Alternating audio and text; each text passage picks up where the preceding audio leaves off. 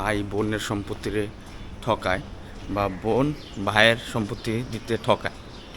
আসলে ব্যাপারটা ভাই বোনরে ঠকায় বা বোন ভাইরে ঠকায় এটা না, ব্যাপারটা হইতেছে যার সম্পত্তি বেশি তার দরকার বেশি, এবং যার সম্পত্তি কম টাকা কম সে কোনো সময় টাকাওয়ালা লোকটার সাথে পায়রা ওঠে না, কোনোভাবেই পায়রা ওঠে না। সে প্রশাসনিকভাবে বলেন বা এলাকার মাতবর দেওয়া বলেন বা নিজের বিবেক দেওয়া বলেন, তার সাথে কোনোভাবেই পায়রা ওঠে না।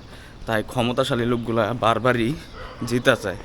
আর যারা আর্থিকভাবে অসচ্ছল, ধরেন ভাইয়ের অবস্থা খুব খারাপ এবং বোনের জামাইয়ের খুব অবস্থা ভালো, তখন দেখবেন কি বোন আয়শা সবসময় ভাইকে ঠকানোর চেষ্টা করে, ভাইয়ের সম্পত্তি মাইরা দেওয়ার চেষ্টা করে এবং চেষ্টা করে যে ভাইরে কিভাবে আপনার খারাপ জায়গাটা দেওয়া যায় বা তার কিভাবে সম্পত্তি থেকে বঞ্চিত করা যায়, এই জিনিসটা বোন সবসময় চেষ্টা করে।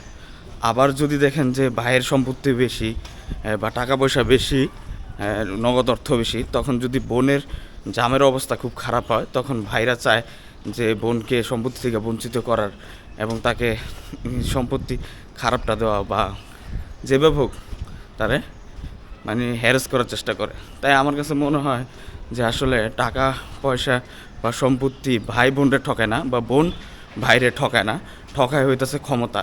যার ক্ষমতা বেশি সেই জিতে যায়, যার ক্ষমতা কম সেই হেরে যায়।